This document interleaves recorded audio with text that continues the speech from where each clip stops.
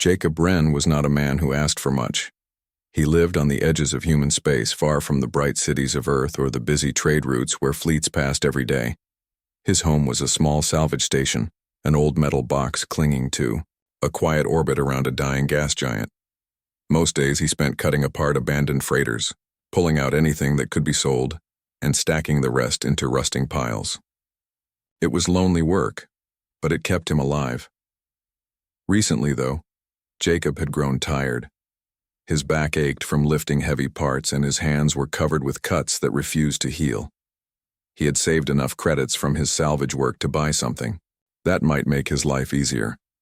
Not a luxury, not a fancy trip back to Earth, just a machine to help keep his small world in order. So, one evening, after finishing a long day's work, Jacob opened the glowing catalog screen and placed an order for a simple household robot. The advertisement had promised, efficient, reliable, and loyal. Cleans, cooks, and assists in daily life. Delivered within 10 days. That was all Jacob wanted. Something to sweep the floors, keep the equipment polished, maybe cook him something. Better than instant noodles.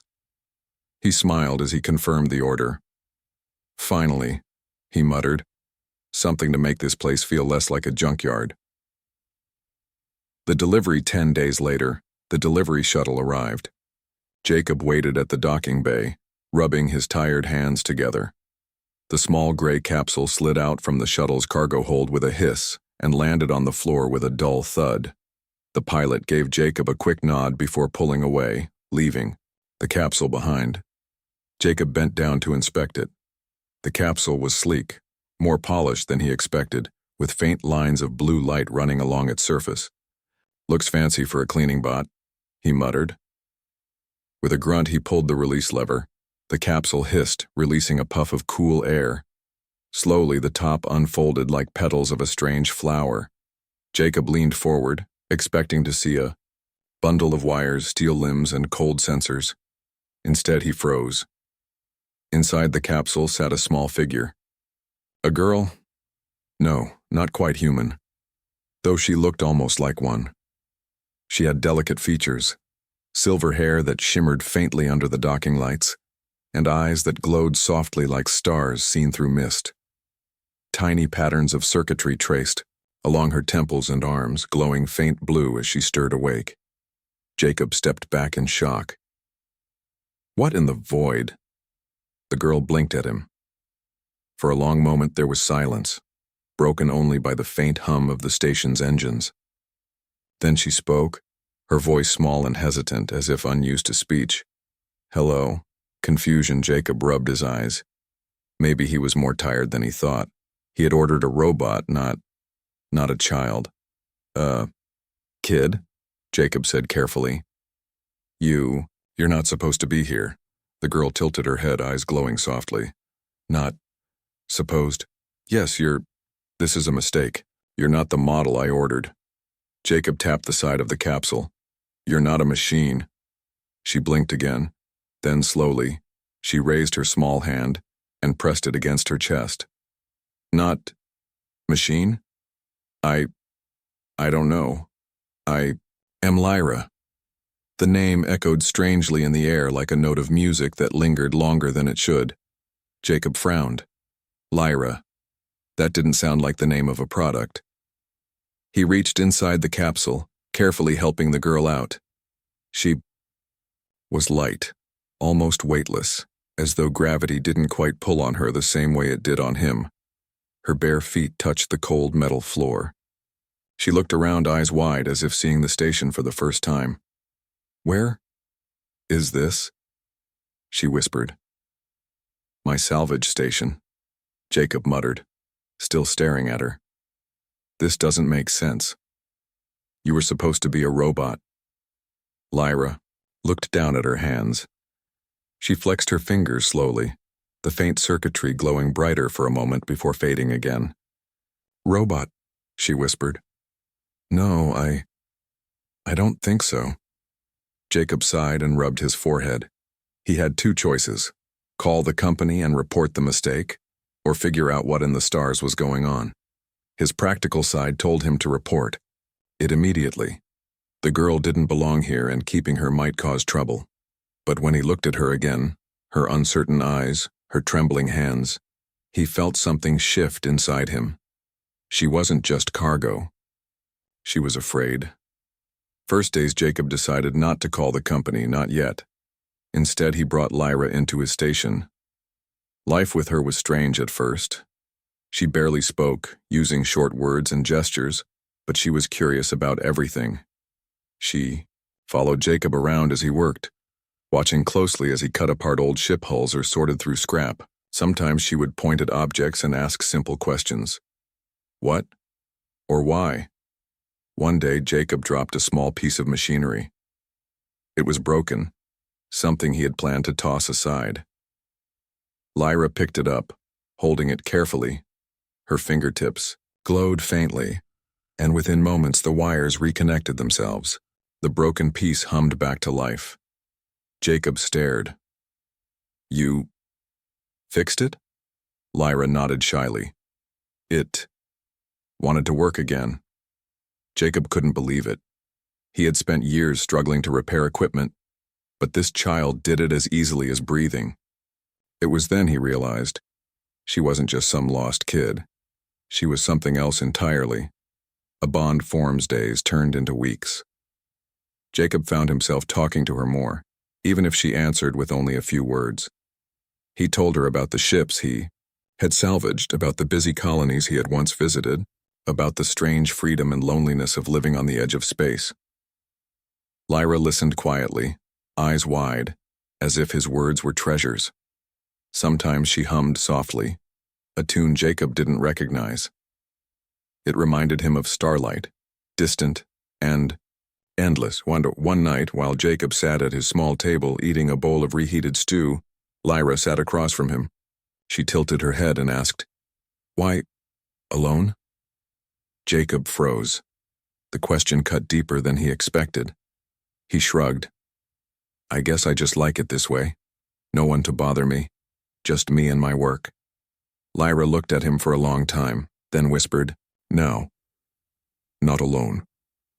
Jacob didn't know what to say to that, but something in his chest, something long buried, stirred. The secret, it wasn't long before Jacob realized he couldn't keep her presence hidden forever.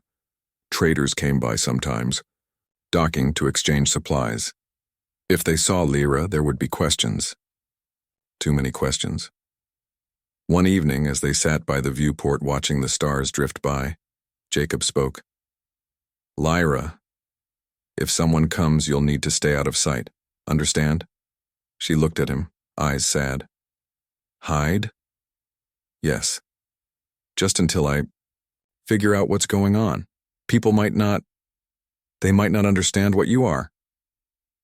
Lyra was quiet for a long moment. Then she nodded slowly. "I will hide, if you want." Jacob frowned. He hated the thought of making her feel unwanted.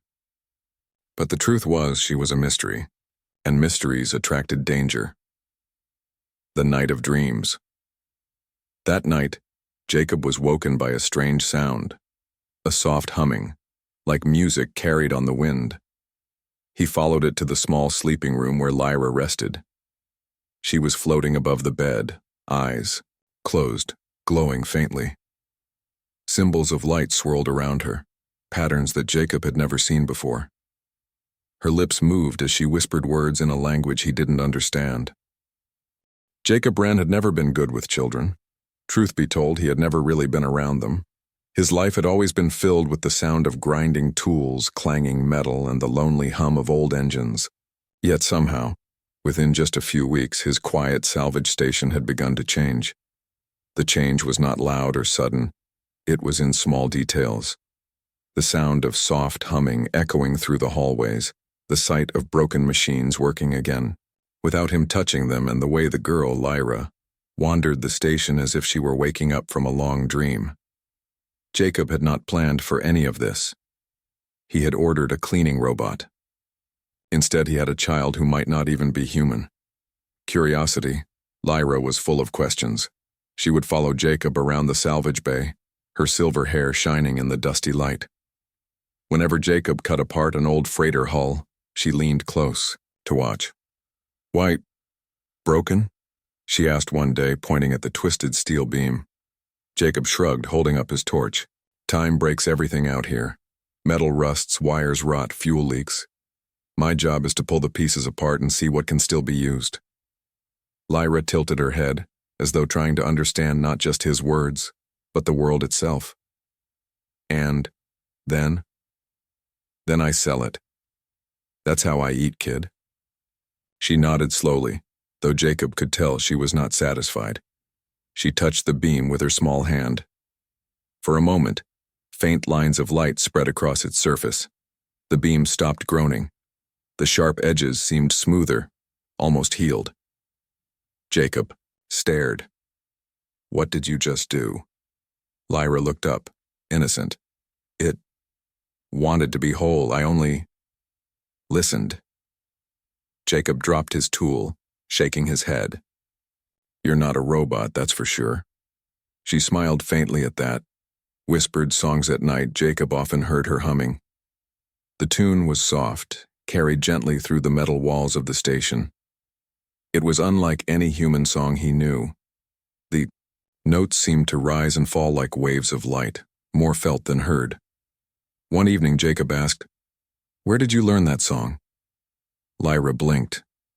"It is always there, inside, like stars singing."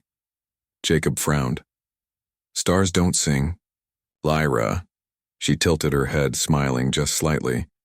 "They do. You just forgot to listen." Her words stayed with him long after she had fallen asleep. Trouble on the docks. 2 weeks later, a trading vessel docked at his station. Jacob usually handled such visits alone, but Lyra insisted on staying nearby. He told her to hide in the storage bay. The trader, a tall man with scarred cheeks, looked around the salvage piles. "You've got some decent scrap here, Wren. But word is, you've got something better." Jacob's eyes narrowed. "Better? All I've got is rust and junk." The trader smirked. "Don't play dumb, people talk.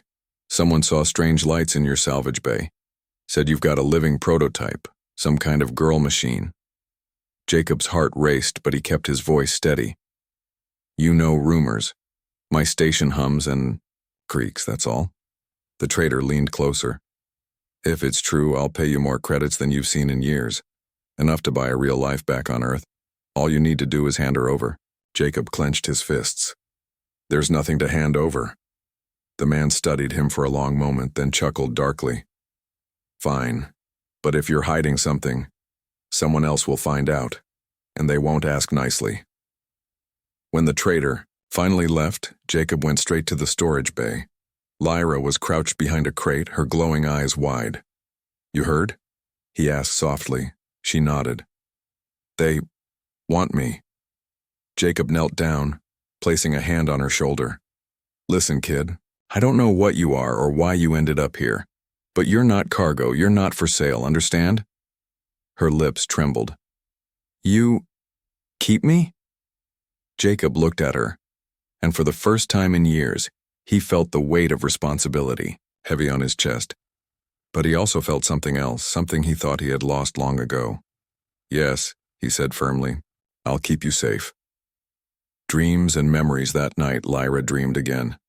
Jacob heard the humming and rushed to her room.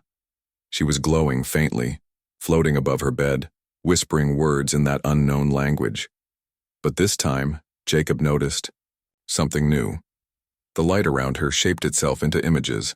Vast starships with sails of light, alien figures walking through silver halls, and a sky filled with constellations that did not belong to any human chart. Jacob reached out and, for a moment, he felt it too. The weight of endless stars pressing into his mind, a whisper of voices calling Lyra, the last beacon. Then the vision shattered and Lyra collapsed onto the bed. Jacob caught her, holding her carefully until her eyes fluttered open. She looked at him dazed. "I saw them." "Who?" Jacob asked. "My people," she whispered. "But they are gone. I am alone." Jacob's chest tightened. He didn't know what to say, but he tightened his grip around her small hand. You're not alone anymore. A growing bond in. The days that followed, Jacob noticed how much his life had changed. The station no longer felt like a prison. The silence was no longer heavy. Lyra began helping him more. She could fix machines faster than he could explain how they worked. She sorted parts, organized tools, and even tried cooking once, though the stew ended up glowing faintly blue. Jacob laughed harder that night than he had in years. Still, questions lingered. Who had sent her? Why had she arrived in his station, instead of where she belonged? And why did she carry memories of ships that looked older than any human design? Jacob tried to push those questions aside, but deep down, he knew the truth. Sooner or later, someone else would come looking. A moment of trust one evening as the two of them sat near the viewport watching the endless stars. Lyra spoke softly. Jacob, why do you stay here? He leaned back, folding his arms. Because it's simple. No wars, no politics, no noise. Just me and the scrap. She studied him quietly. But you are lonely. Jacob frowned. Maybe. But loneliness is easier than being hurt. Lyra was silent for a moment, then whispered, I was lost. Forgotten. But you found me. Her words struck him deeper than he expected. He turned to her, meeting her glowing eyes. For the first time, he realized she didn't just see him as a caretaker.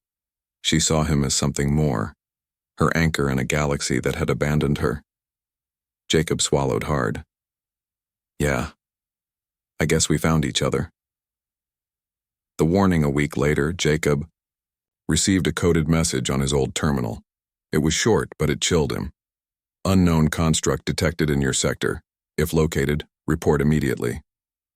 Failure to comply will result in penalty. Jacob stared at the message for a long time. It confirmed his worst fear.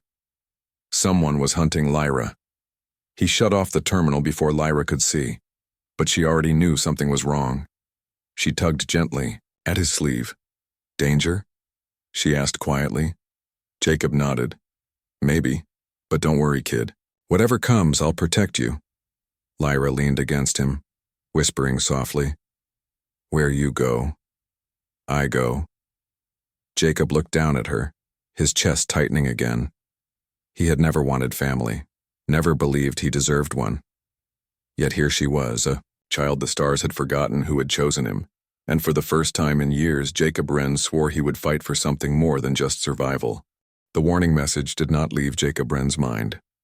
For days, he kept checking the station's long-range scanners, expecting to see something unusual. Most of the time, the screen showed only empty space and the slow movement of rocks in the asteroid belt. But Jacob had been in deep space long enough to know. Silence was often the loudest sign of danger. Lyra noticed the change in him. She followed him from room to room, her silver eyes watching as he checked scanners, rewired old defense drones, and reinforced the docking bay doors. One evening, while Jacob sat at the control chair staring at the empty radar, Lyra placed her small hand on his arm. You are afraid, she said softly. Jacob sighed. Not afraid, kid. Just careful. She tilted her head. But you look at the dark, like it is watching back. Jacob didn't answer. He simply tightened his grip on the chair's armrest, because the truth was, he felt exactly that. A shadow appears. 3 days later, the scanners finally beeped. A signal appeared at the edge of the system, a ship, large and silent, moving without any transponder codes. Jacob's heart sank. Here we go, he muttered. He zoomed in on the signal. The ship was sleek, shaped like a spear with wings folded along its sides. It didn't look like any standard merchant or military vessel. Its engines glowed faint red, like embers in the dark. Lyra stood behind him, staring at the screen. Her voice was faint. They found me. Jacob turned to her quickly. Who? Who are they? Lyra shook her head. I don't know name. Only feeling. Hunters. The ship slowed as it neared the orbit of Jacob's salvage station. Moments later, a harsh voice crackled through the comms.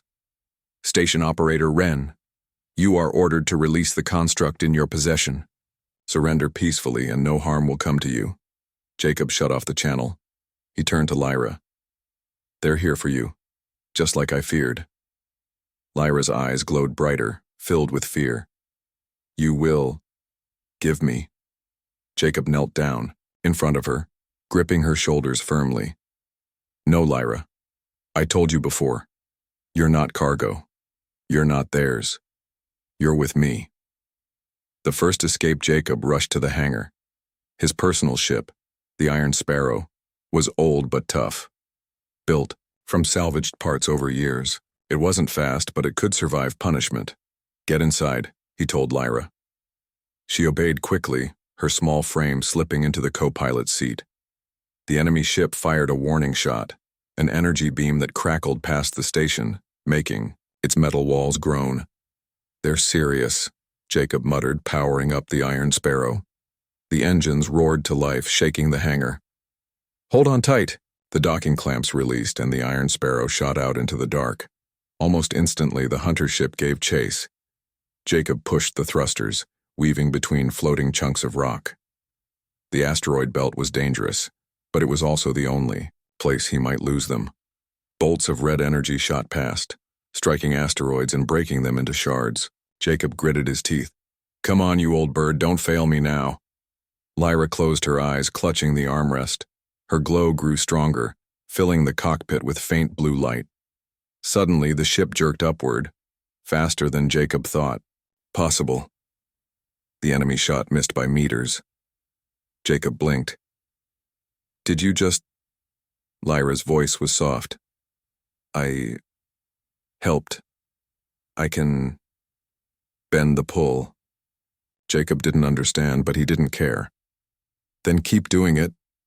Together they darted through the asteroid belt, dodging fire until the hunter ship pulled back, unwilling to risk a crash. For now, they were safe. Hiding among ruins, Jacob guided the Iron Sparrow into a derelict relay station hidden within the belt. The station was long abandoned, its metal frame twisted and broken. We'll hide here until they leave, Jacob said, shutting off the engines. Lyra looked around, her eyes glowing faintly in the dark hallways as they explored. This place remembers, she whispered. Jacob frowned.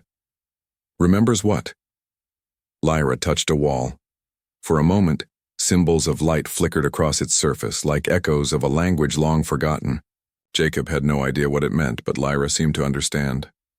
Long ago. Voices spoke here, she murmured. But now, silence. Jacob felt a chill.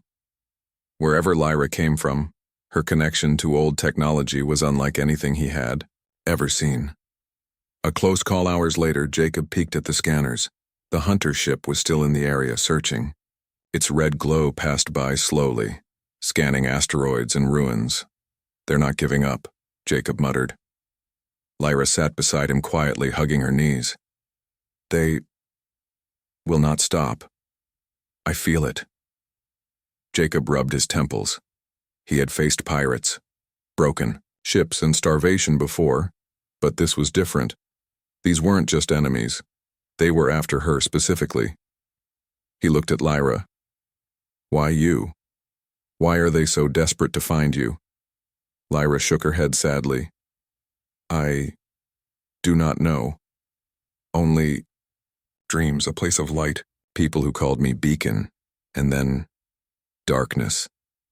Jacob sighed. Well, whatever you are, you're mine now, and I won't let them take you. Lyra's eyes softened. You fight? For me?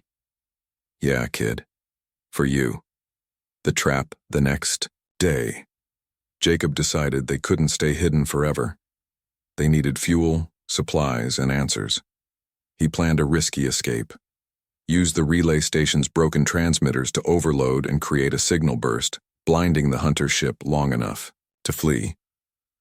Jacob worked on rewiring the old circuits while Lyra stood nearby, watching curiously. At one point, she reached out and touched the wires. The broken lights flickered back to life, glowing with steady power. Jacob stared. "You just fixed what I spent an hour on." Lyra smiled faintly. It wanted to work. Together, they completed the setup. Jacob triggered the overload, and the relay station lit up with a blinding flash of static across every channel. The hunter ship staggered, sensors scrambled. "Now!" Jacob shouted. He and Lyra rushed back to the Iron Sparrow and launched. The old ship roared through the belt, slipping past the stunned hunters. For a moment, Jacob thought they had escaped, but then a second hunter ship appeared on the scanner.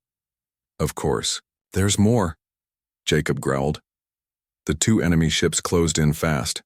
Jacob swerved, but one beam struck the Iron Sparrow, shaking the hull. Warning lights blared. Lyra gripped the console, her glow brightening. "Jacob, I can try." "Try? What?" he shouted. Her voice grew calm, almost certain. "To bend space." Before Jacob could respond, Lyra closed her eyes. The cockpit filled with blinding light. The stars outside warped, twisting like liquid. The enemy beams curved away as though space itself bent to shield them. Jacob stared in awe. By the void. Lyra opened her eyes, exhausted but smiling faintly. Safe. For now. A narrow escape. The Iron Sparrow shot forward, slipping through the hunter's grasp. The warped space around them faded, leaving only the quiet stars behind. Jacob exhaled heavily, his hands shaking on the controls. "Kid, you just saved us." Lyra leaned against the seat, her small frame trembling. "It takes much. But I wanted to protect." Jacob looked at her, his chest tightening with pride. "You did more than protect. You gave us a chance." He placed a hand on her shoulder gently. "I don't know who you are, Lyra, but whoever's after you, they picked the wrong girl to chase." Lyra smiled weakly. "And the right father to find me." Jacob froze at the word, his throat tight. He didn't correct her. Instead, he nodded. "Yeah, I guess so." The Iron Sparrow drifted silently through the dark. Jacob Wren sat at the controls, eyes fixed on the fading trails of the hunter ships behind them. He had pushed the old engines to their limit, but for now, they were free. Lyra sat beside him, pale and quiet. She leaned against the chair, her glow dimmer than usual. Jacob glanced at her and frowned. "You all right, kid?" he asked softly. Her voice was faint. "Yes, just tired. Space bending. Takes much." Jacob nodded. "You did good, better than anyone could have asked." She gave him a small smile, then closed her eyes to rest. Jacob watched her for a long moment, then turned back to the controls. He had questions, too many questions, but one thing was clear. They couldn't keep running forever. They needed answers. A whisper of a destination. Jacob searched through the ship's old star maps, scrolling past routes and abandoned stations.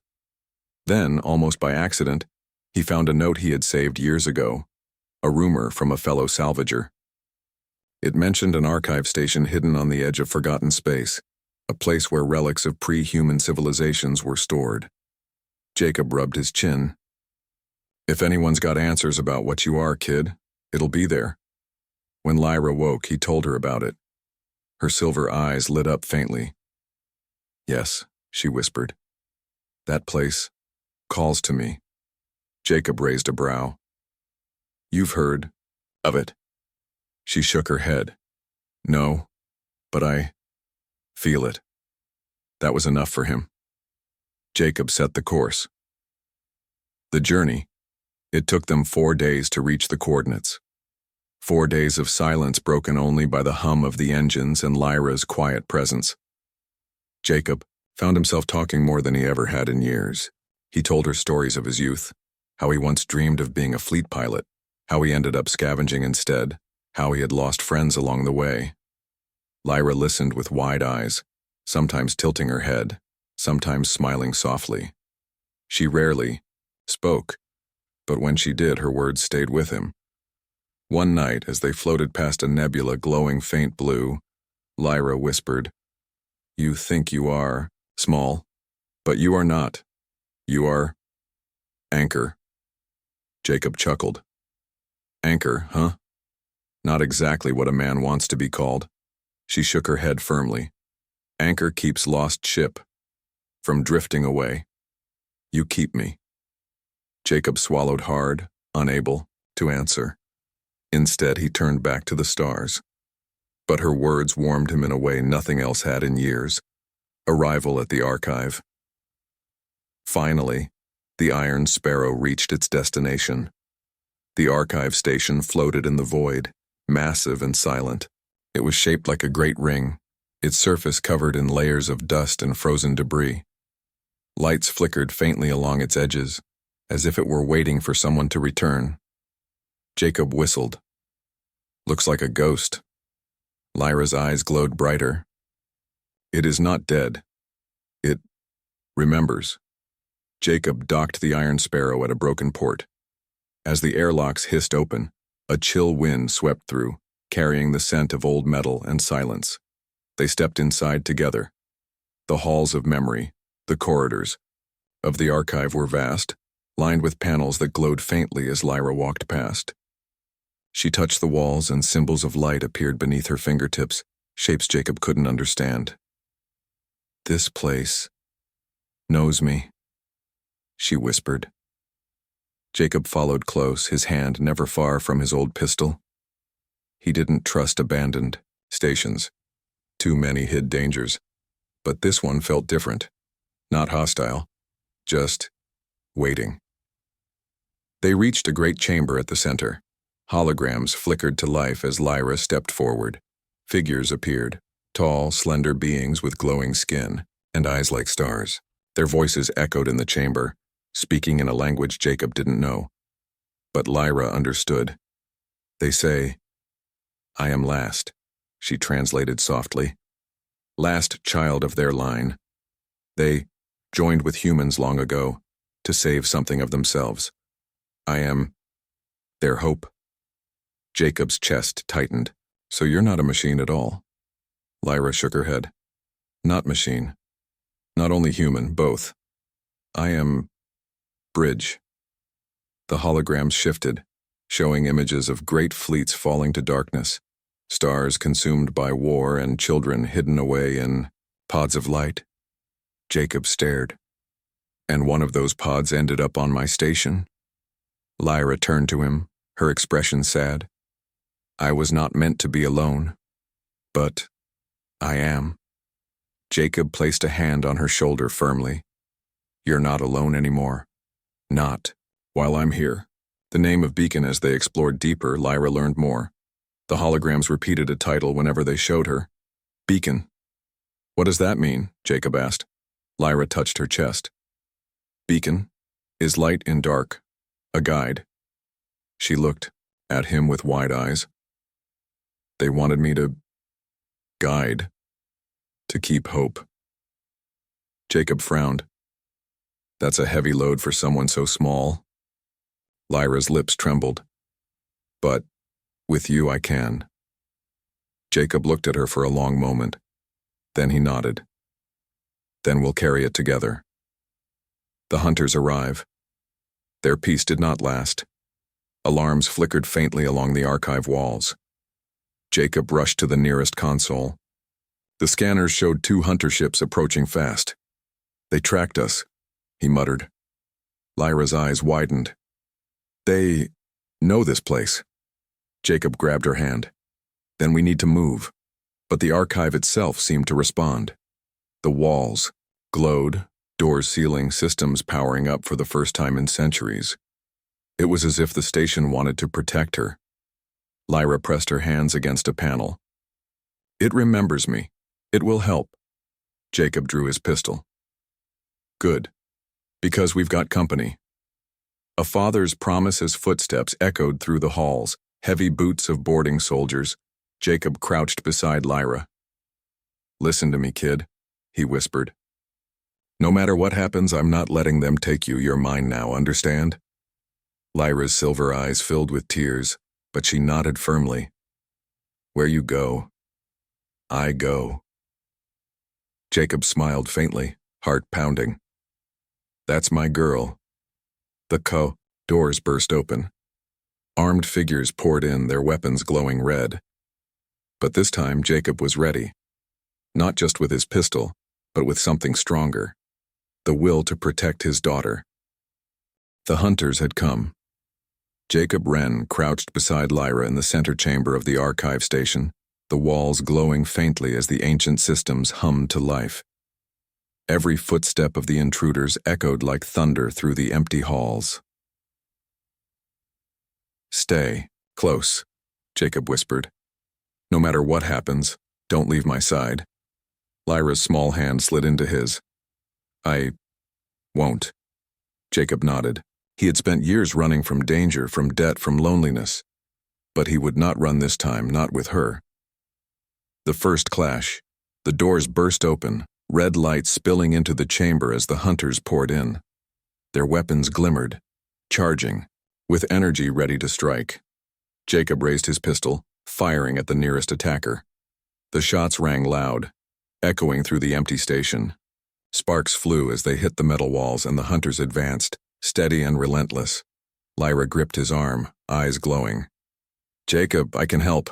Do it, he shouted. She closed her eyes, concentrating.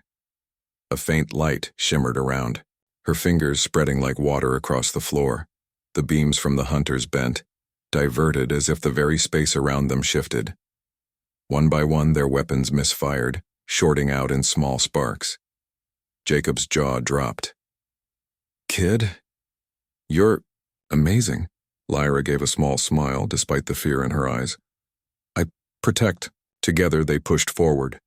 Jacob's steady aim and Lyra's strange power forming a strange harmony of defense. The power within, as they advanced deeper into the station. Lyra began to glow brighter. The patterns on her skin shimmered like starlight. Jacob noticed the walls responding, ancient lights flaring to life, panels opening revealing long-dormant defense systems. The archive was alive again. It was protecting her. They built this for you, Jacob said, awestruck. Not just to store knowledge, but to guard you. Lyra nodded, eyes wide. They wanted me safe. And now, we fight together. Jacob felt something he had never known. Pride, hope, and fear, all wrapped into one. A narrow escape. The hunters regrouped, trying to flank them. Jacob fired relentlessly, while Lyra moved with a strange grace, her hands glowing, warping the air and bending the enemy's attacks. One hunter managed to reach them, swinging a weapon, but Lyra raised her hands, and the intruder was thrown back gently, not harmed, just lifted by an invisible force. Jacob breathed heavily. Kid, how are you doing that? Lyra smiled faintly. I remember. I am of the stars. I am bridge. Her power grew. The entire chamber shimmered with light. The hunters froze, their weapons failing completely as if the room itself rejected their presence. Jacob lowered his pistol, staring. You saved us all. Lyra shook her head. We saved. Together. The hunters retreat. Realizing they could not win, the hunters backed off. Their ships outside flared briefly, warning shots that were quickly ignored by Jacob as he activated the Iron Sparrow. They'll come back, he said, voice tense. But for now, we're okay. Lyra leaned against him, tired but smiling, faintly. I learned. You fight. For me. I fight. With you. Jacob held her close. Always. No one gets to take you. For the first time, the silence of space felt peaceful rather than lonely. Discovering the truth after the battle, Jacob and Lyra explored the archive more carefully. The holograms and symbols filled the chambers with a soft glow, revealing secrets of a civilization long gone. Lyra stepped forward, touching a large console. Lights spread across the walls and images of starships, alien cities, and children in pods filled the room. "I am last," she whispered.